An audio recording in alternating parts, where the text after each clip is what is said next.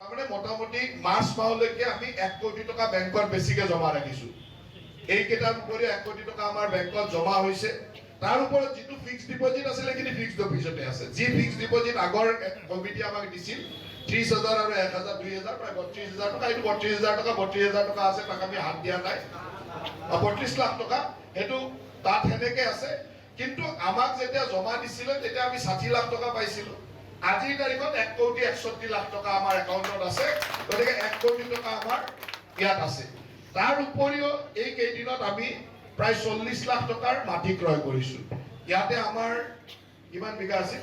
65 লাখ টকা। কিমান বিঘা আছে? 2 বিঘা 3 কঠা 13 লেচা মাটি আমি ক্ৰয় কৰিছিলো। আৰু তাৰ লগত কিছু চৰকাৰী মাটিও ওচৰত আছিল।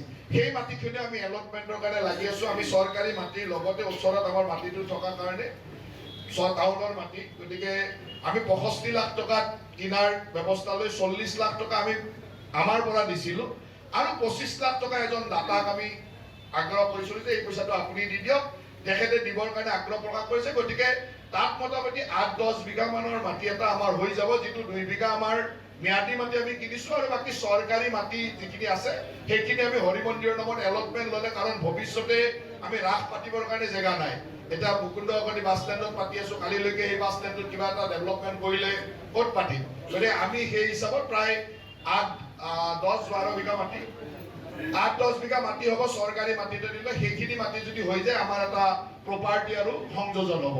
সেইখিনি পৰ্যায়লৈকে আমি আহিছো।